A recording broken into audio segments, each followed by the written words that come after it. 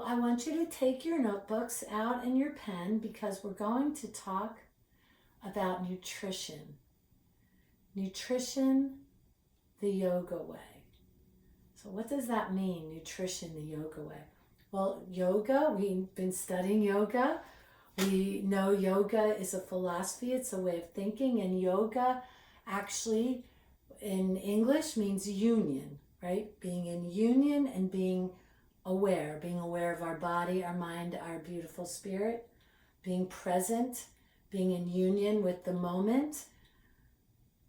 And so to be in union with food and to understand our beautiful bodies and how we nourish our bodies. And when our bodies are nourished and they're strong and healthy, then our mind is nourished. Your mind needs food in order to think, to evaluate, to communicate. Okay, and when your body and mind are happy and they feel good, then our beautiful spirit shines through our eyes. And then we feel this wholeness, the completeness. And so to be really aware of food and what's going on with food and celebrating food and food as your friend is so important. So what I'd like you to write down, because there's just a few simple notes that we want to handwrite, we're handwriting for this class, is that you want to celebrate food. Isn't that nice? For the rest of your life, you're going to now celebrate food. Be excited about food. Look at the beautiful aspects of food. We'll be using our senses. And you're going to know that food is your friend. Food is not your enemy. Food is your friend. Food is good for you. And to have a healthy relationship with food. You know, not being stressful about, oh, I can't have this, I shouldn't eat that, I shouldn't do this, I shouldn't do that. So celebrate food, very exciting, and food is your friend. And here is another thing that's going to change your whole life from this moment on. Okay, and we might creep back into our certain ways, okay, but no more diets. So write this down, no more diets, and then cross out the word diet. No more diets, no more labels. You don't have to label yourself, okay? Enjoy eating, okay? And know that it will change. And what I mean by no more labels is that there's a lot of labels out there on how you eat and the foods you eat. So we've got, you know, vegetarian, which doesn't eat any meat, any flesh, anything with two eyes. Then there's now vegan is, oh, let me see, someone's waiting to get admitted. Okay, great, Alexa. So there's vegans and they don't use any kind of anything from an animal product.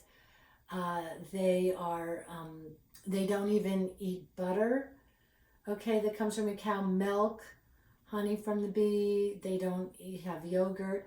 So in the old way of yoga, it was common to be a vegetarian because if you were eating meat, you were harming, you know, the animal.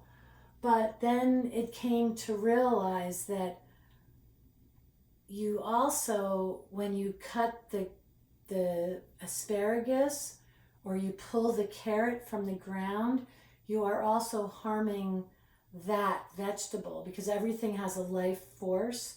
So then it became more important to bless all the food that you were eating and to bless the asparagus, to bless the celery, the blueberries that were picked, the apple that was plucked, the shrimp that was taken from the ocean, or the fish, or the animal, whatever it is that you're eating, to bless it all. And then in a modern day, with the philosophy of yoga, it's not to make judgments of other people, right? We practice non-judgment and we allow people to eat what they eat, and we also pay attention to what is good for us. And sometimes when you label yourself, the vegetarian, the vegan that has no animal products, A pescatarian is someone that will eat fish. Okay. I actually heard something really funny. I thought it was kind of humorous when someone said that they were flexitarian. I heard two people talking in the store, and someone said, well, the one man said to his friend, "Oh, how long have you been a vegetarian for?" And he said that he was a vegetarian for 12 years. And then the other man said, "Well, I used to be a vegetarian, but now I'm a flexitarian." And the other man said, "Oh, well, that's cool. I just like to be a vegetarian. So, I don't normally ask people what they are, when they're talking. But I was so curious because I teach nutrition. And so what I did was I went ahead and I asked I went up to them and I said, "Excuse me." I said, I wasn't listening to your conversation, but I was listening. I overheard you talking about being a vegetarian, and you said you were a flexitarian, and I teach nutrition, and I'm just so curious because I haven't heard, and I was actually in California, and I was in a store. I worked for many years in California, in San Diego, and I said, I'm from New Jersey. I have not heard this term of a flexitarian, and could you just, what is that? Because I don't know it. And so he said, "Oh, well, a flexitarian, I'm a vegetarian Monday through Friday, and I eat meat on Saturday and Sunday." And I just thought that was, I thought it was kind of humorous. I thought, oh my God, I'm thinking, and I said, "Oh, wow, I've never heard that." Now, has anybody heard that term, flexitarian? Has anybody heard that? No, okay. You can now Google it. It has become an official term. This was years ago. I hadn't heard it, but now more and more people are hearing it, and it's kind of a common term in the West Coast of the United States. So, but it just made me realize that seemed, that was stressful. Like, why would you put this stress on yourself that you have to be a vegetarian Monday through Friday, and that you can and you're allowed to eat meat Saturday and Sunday? Like, who makes these rules up? Okay, who makes these rules up? You should eat what you want to eat, when you want to eat. I'm just going to let someone else in, and let me just fix this. Okay, so you should eat what you want to eat, when you want to eat, and eat with awareness, and eat what is going to make you feel good. Okay, and to understand that when you label yourself, look, if you want to be a vegetarian, you don't want to eat meat, that's your choice, but I don't know if you need to put a label on it. Just don't eat meat. And if someone asks you, just say, "Well, right now in my life, I prefer to eat this way." Or, you feel like eating fish, you don't need to call yourself a pescatarian, someone who just eats fish and no other kind of meat or flesh. Just eat fish, right? Just eat fish. If I just think it gets tricky with labels, because even, a vegan is very strict about, not only do they not have anything that comes from an animal, and even though the milk and the honey doesn't hurt the bee or the flower or the cow or goat if you're drinking goat milk, but they just won't have anything in their house or in their clothing. No leather belts, no leather shoes, no leather jackets, no leather couches or leather seats in their car. So it's just a very strict way of being. And I have a good friend that's a vegan, and she calls herself a vegan. She's very proud to walk around, "I'm a vegan." As a matter of fact, we've been friends for 20 years, so she's still going to like me, even though I'm not a vegan. But she only really hangs around the people that eat with her, that eat the way that she eats. But I said to her one day, she was wearing a leather coat, and I said, "Well, you're not, and I don't call out people usually, but she's a very good friend." So I said, "Well, if you're a vegan, a true vegan doesn't wear leather coats, belts, or shoes." And she said, "Oh, no, I had this coat, this jacket before I became a vegan, and it was really expensive. So I said, no, but that's not what a vegan is. You have to give that coat away. You don't even want that coat in your apartment. That's a true vegan. So I just wanted to educate her, because if you're calling yourself a vegan, you don't walk around wearing a leather coat or leather shoes or a leather belt. And so I just thought, why just, I don't think the labels are healthy, because it sticks us in a box, and we want to be outside of the box. We want to be open to all possibilities. We want to be open to all points of views. We have our point of view. We do what we feel is best for us. We do not have to defend our point of view, nor push your point of view on others. You see, all these 7 principles come into effect. And so you want to make sure that you are not being too tough on yourself, because how you eat now will be very different from how you eat next year, or especially more so maybe not next year, but 5 years from now, and 10 years from now, and 20 years from now, and 50, 60, 70, 80 years from now. I mean, if you really think about it, you think about how we started. Most of us started with our mother's breast milk, right? That was our food for the first year. And if that wasn't your food, then you had some sort of bottle with a formula in it with nutrients. And then you went to baby food. And then you went to cereal. And then one day you were having sandwiches for lunch. And then more sophisticated food for dinner. And then in your teens, maybe you were exploring, going out to lunch or breakfast or dinner with friends, and you were having different kinds of food. And then in college, you maybe had different choices and maybe experimented. I mean, I didn't have sushi. Sushi in the 70s wasn't really a popular thing. And I remember in the 80s, I experimented with sushi. And at first I didn't like it, and now I love it. I didn't really know Mexican food, but I went to the University of Tucson in Arizona, and there's a lot of Mexican food, and I learned to love it. It wasn't what I was brought up with. So things started to change once I got into college, and I'm sure for you too.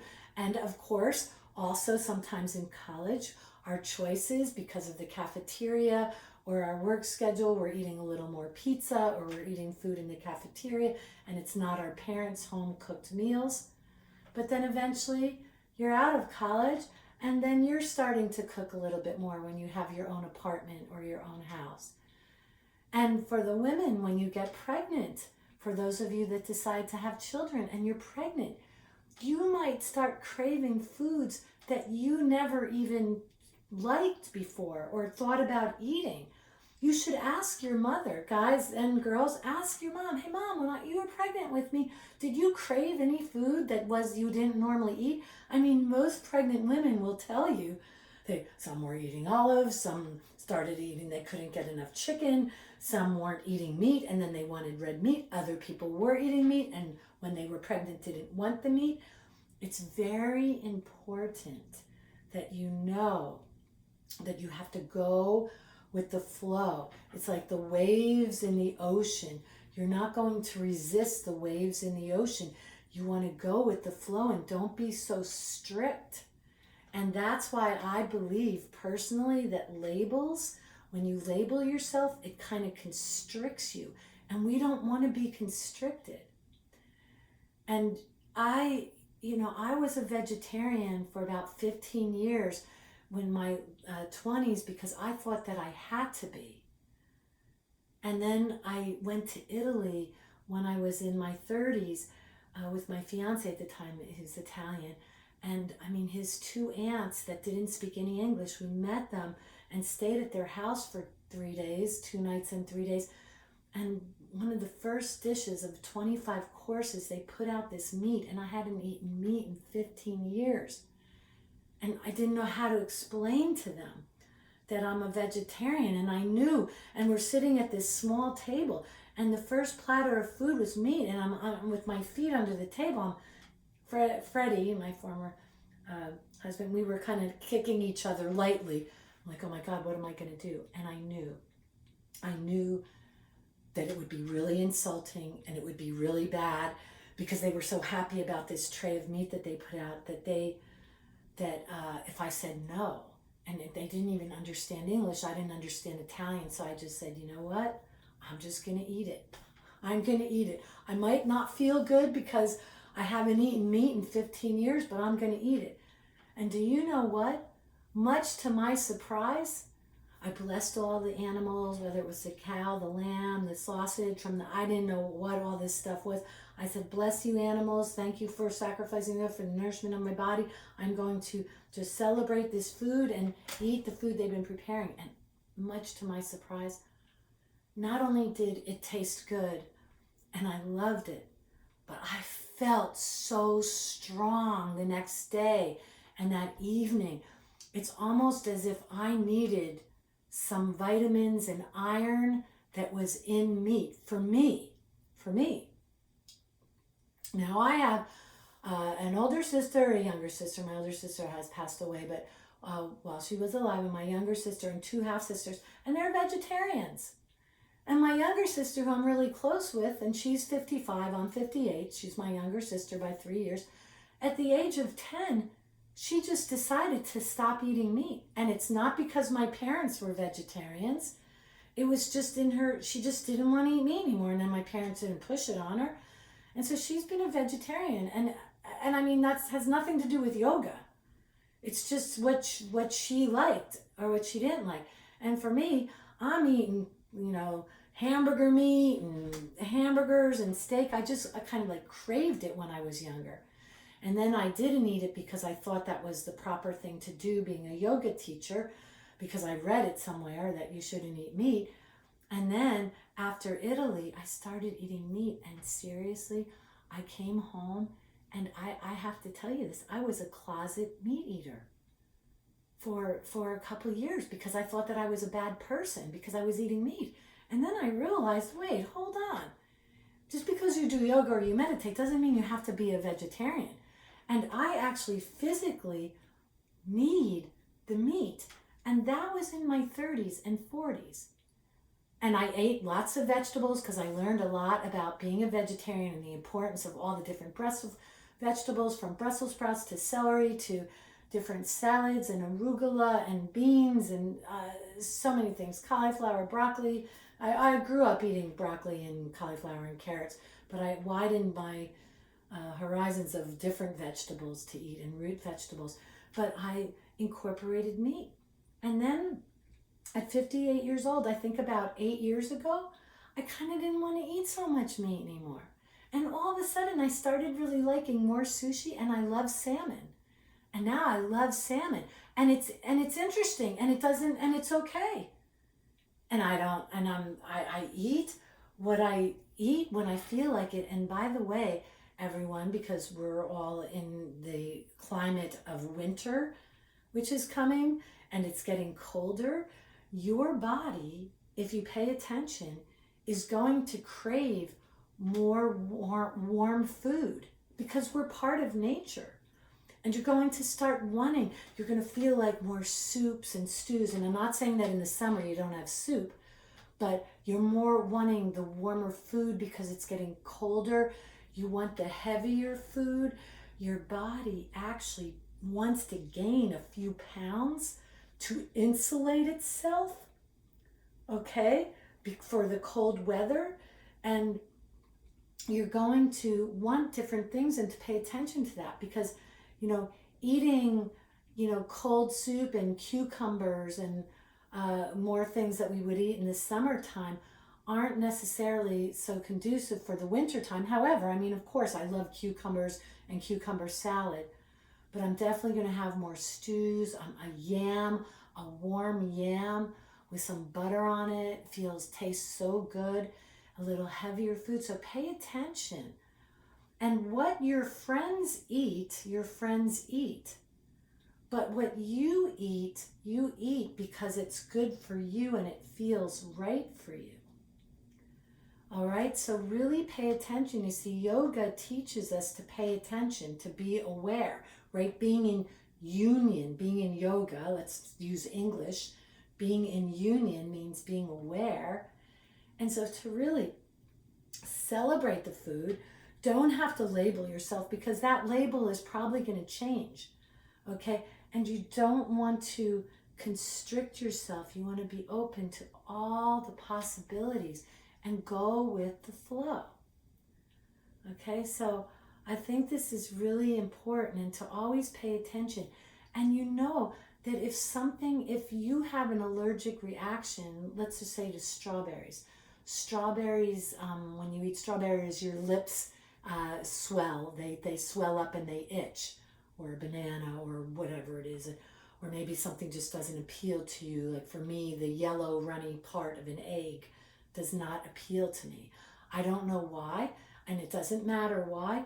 I can eat scrambled eggs and omelets, but the yellow part, I just can't, I never could. It kind of turns my stomach a little bit, and even if I'm eating with people and the yellow part is running, they like a poached egg and it's running, I kind of just can't look at it, but that's okay. I don't say anything. I just eat mine, I let them eat theirs. But so you got to do what feels right for you. But if strawberries make your lips have an allergic reaction, you're not going to eat strawberries. But you don't want to tell your friends not to eat strawberries. Okay? And you don't have to waste your energy hating strawberries because you have an allergic reaction. Strawberries are beautiful. Some people can eat strawberries and some people can't. And I'm one of those people that isn't able, I'm just saying, I love strawberries. And if you're one of those people that can't eat strawberries, that's fine. But don't tell other people not to eat strawberries. And don't expend a lot of energy telling people not to eat strawberries just because you don't like them. Do you know what I mean?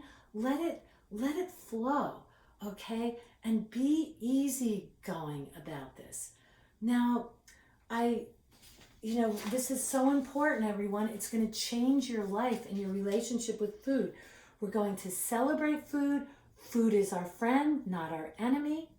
Okay, when I was a teenager, I went on every single kind of diet. I was obsessed, like, okay, we got to be thin, we got to be like the models. And I was just a naturally bigger sort of person.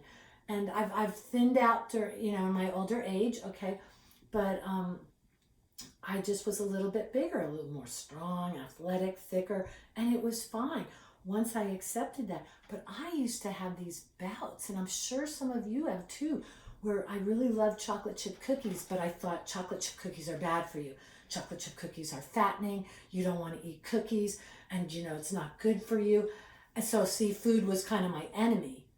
I couldn't eat butter. You could only use, margarine, which now they say isn't really good for you. But don't have butter. Don't have these cookies. You shouldn't have cheesecake, and don't eat too much bread. And it was, oh my God, like food was my enemy. But I used to say, I'm never eating chocolate chip cookies. And then you know what I would do? I would eat 10. Because as I was eating them, I was like, I'm never going to have another one again. I'm never going to have another one again. And then I felt sick. Now, I didn't suffer from bulimia or anorexia, but I definitely had an eating food situation because I was always worried about, don't eat this, do eat this, how much do you need to weigh? And once I let go of all that, my body, I just naturally lost some weight, and I just started feeling really good. And suddenly my relationship, I was celebrating food, and it was wonderful. So food is your friend, not your enemy. Okay? No more diets, everyone. If you say, well, I'm going to go on a diet, no, don't say that. Just say, oh, I think I'm going to eat a little lighter this week. Or, oh, I was on vacation and I ate everything, and oh, my pants are a little bit tight. I'm just going to eat a little lighter this week. Because it is that balance of up and down, a few pounds here, we gain a few pounds, we lose a few pounds, right? But it's when you get constricted and then you start you lose control, and then you'll gain weight. Okay? And we don't want to do that. Okay? We want to maintain. But this is going to free you up. No more diets, no more labels. Okay? If you want to not eat meat, just don't eat meat. You don't have to label it. I'm not a vegan. I'm if you want to call me a meatitarian or a pescatarian, whatever it is. But I prefer not to have leather couches. This has nothing to do with being a vegan. I mean, my couches in my house, just like this one, are cloth. They're cotton. And that's what I like. I like the feel of it, but that's what I personally like. But if you like a leather couch, that's fine. Or a vinyl couch or this. There's so many different styles out there. So honor that. Okay? No more diets, no more labels. Enjoy eating. Now, here is something that's really going to be very powerful for you. Is while you're eating and before you're eating and while you're preparing food, okay, use your senses. You have 6 senses, okay, but five ones: sight, taste. A lot of times you only hear of the 5 senses. Smell, touch, sound, and even when eating, your intuition, okay? Just like for my sister, when she was 10, her intuition said, I don't want to eat meat, and she never ate meat again. And I'm not even thinking, it just wasn't appealing to her. So you've got to use your intuition, not what the latest and greatest way to eat is out there. You can take a little from the South Beach diet, a little from the paleo. There's all these, oh my gosh, there's all these different diet, keto. These are very new things. If you've heard of these things or you see them in magazines, this didn't, keto and paleo, these are new. Okay, vegan is fairly new. Okay, so, but a little older than the other ones. But just most important is use your senses while eating. So look at your food, see the colors, see the textures, the shapes, taste the food. I mean, really take time to chew your food and taste it and be aware, oh, I'm eating a carrot. Oh, this tastes really good. Oh, I'm eating stuffing. Oh, I'm eating a turkey. This is protein for me. Smell the food. Smell the smells, the aromas, the different aromas. If it doesn't smell good, don't eat it. Don't make it, right? Okay, to you. Okay, I happen to love Brussels sprouts. Okay, they don't smell bad to me. I love Brussels sprouts. I love garlic. I love onions. But if someone else doesn't like it, it's okay. Everyone's a little different. Now, touching the food, it doesn't mean you're going to touch the food with your hands, okay? But you're going to, in your mouth, you're going to feel the touch of food against your tongue, your teeth. An apple is very crunchy, okay? A nut, okay, what's chewy? I'm just trying to think. I just got, cottage cheese, yogurt is silky and soft. Different, the turkey that some of you may eat is a little more chewy, okay, tender. There's different textures. Nuts, almonds are more crunchy, walnuts are more soft, okay. The strawberry has a different texture than a banana or an apple or a blueberry. So, you can feel those textures and taste in your mouth, okay. But also if you're taking an apple with your hand or a nut, you can feel that in your hand. And then the sound of food when you're chewing. That's why it's good to experience foods that are crunchy. If you were to just eat soft food all the day, your body needs some crunch. And to hear the sound of that crunch is very enjoyable, okay? And your intuition, of course. So these are your senses. Please write these down. And this is a very big part of who you are. And to not only use your senses while eating, but also in life on a regular daily basis, to see what's out there, to smell the smells, to feel the texture of a tree or a rock or a baby or your clothes, right? To use your senses, because your senses will guide you, okay? The sounds that you hear, okay? Etc. And your intuition, your 6th sense, which is not always often talked about.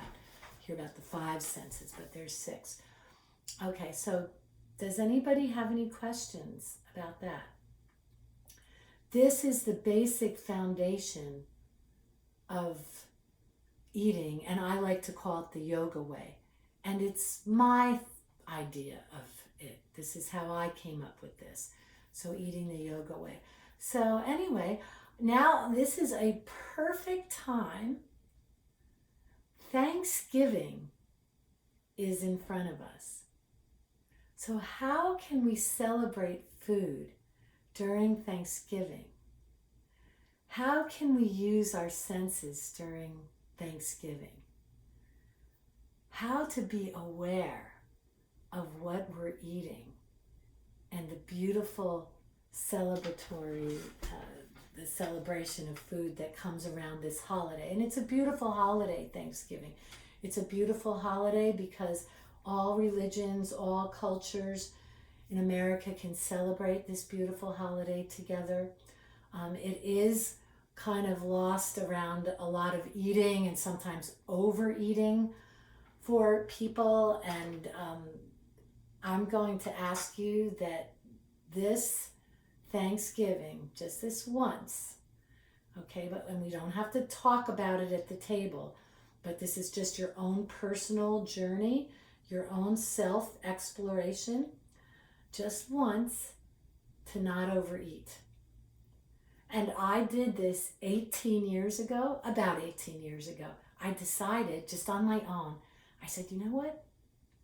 I'm not going to overeat, because every Thanksgiving, my entire life that I could remember, I would overeat like most of us do, okay? And I wish I was only in my 30s when I decided I wasn't going to overeat on Thanksgiving, and then I felt so great, and I still enjoyed all the food that everybody was eating. I still enjoyed it, okay? But I just didn't feel sick, because for all my life prior to that, okay, so almost 30 something years, I would overeat like everyone else in my family, and except my mother probably.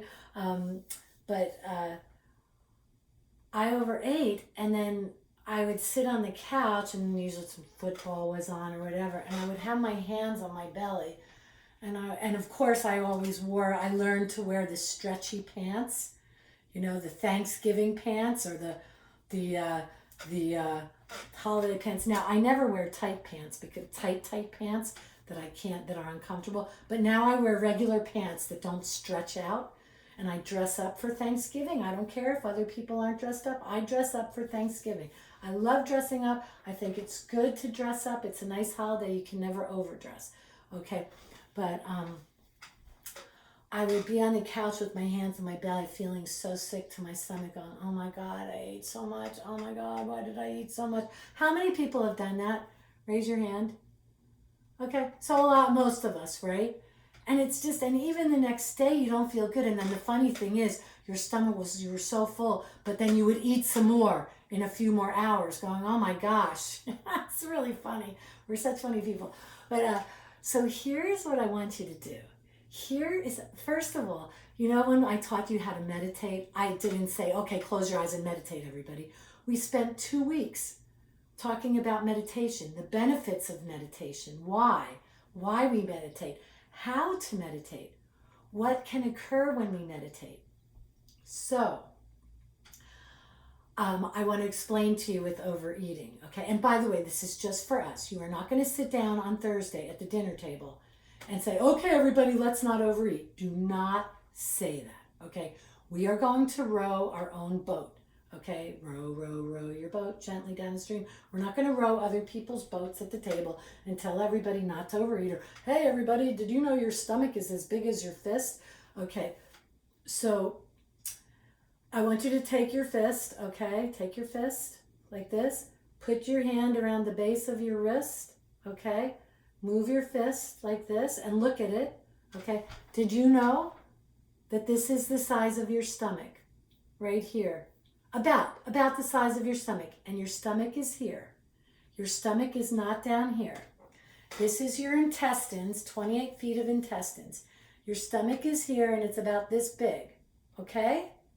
This is how big your stomach is, okay? You eat the food, it goes down the esophagus into your stomach, okay? Little esophageal sphincter opens up for the food to go through. Then when you're done eating, it closes. Your stomach can expand very comfortably to 4 times. So go ahead and do that. So stomach is here on a daily basis, right? When you eat, go ahead and do that so that you can kind of see. So your stomach expands about this much, okay? And then that's why, and then imagine that 4 fistfuls of food is about a plate, a good sized plate full of food, right? Right? A good sized plate full of food. But now imagine all those years in Thanksgiving, I used to have 2 big plates of food, and then dessert on top of that, and then having wine on top of that. Oh my gosh. So we're gonna make an effort this Thanksgiving. And by the way, if you overeat, you overeat. There's no, Thanksgiving yoga police watching you to see how much food you're eating. I mean, do whatever you want, okay? I'm just making a suggestion because of this course, Zen and Yoga, that maybe this one time, because you might like it, you can still eat everything, okay? But maybe just have a plate full, or don't fill the plate up so big so that you can have a second plate, okay? But have a plate of all the food that you want, eat it. And if you're going to have seconds, maybe only eat a little bit for the second round. Like maybe eat the candied yams and the string beans if you like that. I don't really even eat turkey. I don't not like turkey, but turkey's not my thing. I'm gonna have more stuffing, more green beans. I love green beans. I love yams, the salad. We have shrimp cocktail. Okay, I'm not really crazy about turkey. If I have a little bit of turkey, it's because I love the gravy, But I don't talk about it. And no one's really looking at my food. Someone might say, well, why don't you have any more turkey? Come on, have some more turkey. Don't you want more stuffing? It's like, no, I'm good. I had some. Thank you very much. That's what I say. Oh, I'm good. Thank you. Or, oh, I'm just going to wait a little bit. I'm just going to wait a little bit until I have more. See, this is what you say. You don't say, well, my stomach is the size of, did you know? And then it only stretches 4 times. Don't go there. I just wanted you to know that just so that you have an idea, okay? Because a lot of times in Thanksgiving and for so many years until my 30s, I was probably eating 8 fistfuls of food. 8. My stomach was blowing up, and that's why your intestines have to go move out and your pants get really tight, okay? So when I didn't overeat this one time, and I only did it for myself, no one told me to do it. I just said, you know what? I'm going to see if I can not overeat and not feel sick this year. And I think my nieces from California were in town, and I wanted to go walking with them, and I wanted to play with them. They were so cute. And I thought, I don't want to be on the couch going, oh man, I ate so much. And so I ate everything. I ate a little bit more. I didn't have dessert until much later, and everyone was pushing the dessert. I said, I think I'm just going to wait for the dessert. I'm just going to wait. Thank you. I'm definitely going to have some. I just want to wait. I'm feeling a little full. And when I didn't overeat, oh my God. And I saw everyone else on the couch going, oh, my stomach. And I was like, wow, I helped clean up. I had all this energy. And I was cleaning and taking the dishes. And then I went for a walk with my nieces. They were really young at that time. I said, come on, let's go walking. And, we bundled up and we went for a walk. And I just had the best time. We played in the leaves, and it was just so wonderful. And that evening, I think I had a piece of pie. And then the next day, I felt amazing. I had all this energy, and a lot of people weren't feeling so good the next day. And that's all I needed to do. And from that time on, I just never overate. And that was 18 years ago. And I still eat, and I actually do eat a little more than I would normally eat. And I have a good appetite. They say one of the greatest signs of good health is a good appetite. Okay, so don't ever suppress your appetite. So, I eat. And on Thanksgiving, I will eat a little bit more, but I don't eat what I would normally eat. That big, huge amount. So give it a go. Okay, everyone, will you give it a go this Thursday? Okay, so now there's one more, but don't have stress. I don't want you to have stress. If you need to have 2 and 3 more helpings and overeat, that's okay. because I'm just putting this into your brain, now on Monday and Thanksgiving is on Thursday. So whatever, I don't want you to have stress. Do what you have to do, but maybe you could just be more aware this Thanksgiving and see how it goes. Like, see it as a nice little challenge. And again, you don't have to tell everybody, you just do it. And just say, oh, thank you, I'm gonna have more, I'm just gonna wait. That's all. But here's something that's really important, is an attitude of gratitude. So write that down. To have an attitude of gratitude, not just on Thanksgiving Day, but every day. To be grateful. And to be aware, and I feel very strongly about this, to be aware that maybe there is someone that you know, or a family that you know, or a friend that you know, or that they may be having a challenging time, okay? They've lost a loved one. Their parents are going through a divorce. Their dog maybe has passed away, and this is the first Thanksgiving without them. I remember when my sister and my mother, years apart, passed away, that it was very challenging to have that first Thanksgiving without my mom, or that first Thanksgiving without my sister. And so I'm sure that some of you, and if there's any of you, is there anyone that may be struggling this year for Thanksgiving? Anyone having yeah, okay, so, I send out my love to you, and, we don't think about it, but I want you to think about it, that every holiday, there's someone, I have two friends that I'm going to reach out to. My dear friend, her brother committed suicide, and she was very close with him, and it's just, this is not going to be a comfortable Thanksgiving for them, or for the parents, or for the family. And so, I'm going to be calling her, and I'm not going to wait. Don't wait till Thanksgiving, because let me tell you something, especially, for those of you that have experienced this, it's that whole week or 2 weeks coming up to it, right? That you kind of dread. You're like, oh God, Mom isn't going to be at the table, or Dad's not going to be sitting at the head of the table, or my brother's not here. And there's a lot of anxiety up to this time. And I know, does everybody at least know one person that maybe their parents are getting divorced, they won't be together, or they lost a loved one? Can you raise your hand? I'm just curious. Can anybody think of one person, or maybe two, or maybe three? Okay, can you write their name down? Because this is your homework assignment. Write their name down, because I want you to reach out to them today. And if you don't get to it today because you're too busy, do it tomorrow. Because that's going to really, really make a big difference in their life.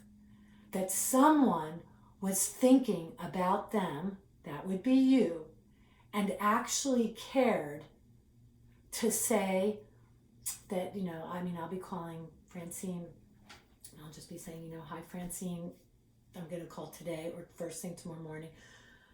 I just want you to know that I'm thinking about you, and hopefully I can talk to her, and I'm going to say, I know this is going to be a really hard Thanksgiving without your brother, and just know that I'm thinking about you, and I'm with you in spirit, and hey, is there anything that I can do? That's really big, everyone. And that will matter to them, that they know that, gosh, you actually cared to reach out to them. And you don't need to beat around the bush. If someone's father passed away, you can say, I'm so sorry. I know your father passed away 7 or 8 months ago or last month, and this is going to be your first Thanksgiving without him. And I'm really sorry, and I'm here for you. And if there's anything I can do, and just know that I'll be thinking of you and sending you lots of love this whole week, and especially on Thanksgiving Day. Okay? It's simple like that. If you're not able, if they don't answer the phone, then leave a message. Okay? Leave a message. Okay? And it is awkward, because no one really wants to talk about it, but it's a huge big deal. And then if they don't answer the phone, you leave a message, and then you text them and you tell them that you texted them. Now, I am also going to go drive. I'm going to make some nice, a little bowl of tangerines, because I know that my friend really loves tangerines. Actually, I probably won't peel them this year because of, the situation. So I'll probably just buy some tangerines and put them in a nice bowl with a bowl for her and her family. And I'm going to drive to her house in Florham Park. And I don't think I'll be able to drive Thanksgiving morning, but on Wednesday, I'm going to go and drive and leave a bowl of fruit at her door. I'm not going to knock on the door. I'm just going to leave a bowl of fruit on the door, at the door in the morning. Okay, so, go do something a little nice. But even just a phone call is extremely powerful. If there's someone that has no family and they're alone, maybe you could talk to them, FaceTime them on Thanksgiving Day, tell them you're thinking about them, you're here for them. Maybe you could share in a little tea together, or, sometimes if you're old enough, people are having a little toast of wine, or I don't know, whatever it is, or, you could talk to them on that day, or talk to them before that day, or just wish them happiness. I've had a Thanksgiving where I was alone when I was off in college, and I just couldn't afford to come back home. So, no one invited me over, and it just was kind of a long day, but I got through it. And so, this may happen to you, and, you'll get through it, but it would have been nice if someone reached out to me, or at least told them that they were thinking of me, beyond my family, of course.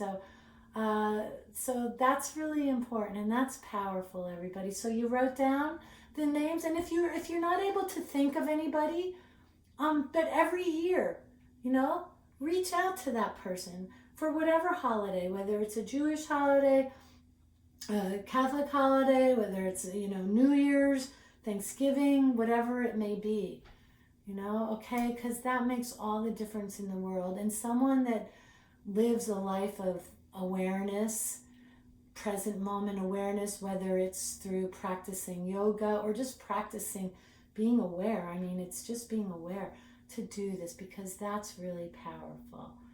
And that'll make all the difference in the world. Okay?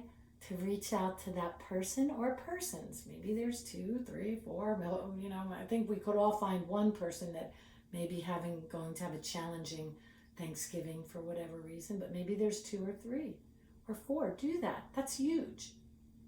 Okay? All right? And if someone's alone, due to the current situation with COVID, you can't obviously invite someone to your house, but I've had many Thanksgivings where I know that someone was alone because they were from another country, and I've invited them to my house. I've invited a college student, because I've been teaching at Seton for 25 years. Is anyone alone?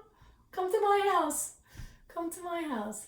So, I always do that. I'm always thinking about that, and it's good, okay? And I know you will too, now that I just needed to remind you, okay? So, for all those holidays, okay? So, go ahead and make sure, don't wait till Thanksgiving. It's coming up to it that's the challenge, and they'll probably won't need you to do anything, and just the fact that you're there for them, or know if they need a shoulder, or they want to talk, or FaceTime that you're there. All right, does anyone have any questions? Well, I wish you all a really wonderful Thanksgiving. We're going to bring our hands to our heart before we don't end class till Namaste. For those of you that are going to have a challenging time, Jessica and the other people, I didn't see any other hands, but with what the gallery view I have, but I am, thinking of you. Reach out to me if I can be of any help, or you need to talk or anything. I'm a phone person. You can, I've called some of you when you've had a situation, try to stay off the computer, especially during the holidays, but you've got my number. And that's it. So let's bring our palms together, our hands to heart. Now softly close your heart, and let's just kind of recap our class. And with your hands to heart, just silently say, with your eyes softly closed, I am now going to be aware of nutrition and food. Food is such an important part of everyone's life, it's something we do 3 times a day, eating, maybe twice a day, 3 times a day, maybe more. But I'm going to now know that I can celebrate food, that food is my friend. I am going to use my senses while eating, my sight, my hearing, my taste, my touch, the smell, even my sixth sense of intuition, what is good or not good for me. I'm going to eat what works for me and what feels good for me as I go through my life, knowing it can change, and I will allow those around me to eat and celebrate food the way they do in their manner. I also will make an effort during this Thanksgiving holiday to not overeat. And I will keep it to myself and just silently be that silent, peaceful person that will just be observing and being aware of maybe not overeating or eating a little bit less than what I normally might have done in the past if I have overeaten in the past. And most important, to have an attitude of gratitude and to reach out to those people. And even right now, with your eyes softly closed, you could picture that person, the family, that maybe there's 2 separate families or 2 separate people. Just picture them and send them love. And I will reach out to them later today or definitely tomorrow morning to let them know that I'm thinking about them and I'm here for them and I'm sending them lots of love and light and prayers.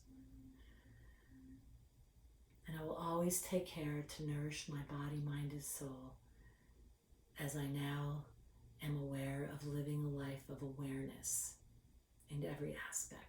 Bringing your fingertips toward your forehead, acknowledging your beautiful body, mind, and spirit, and lifting back up. Bring your hands to your heart.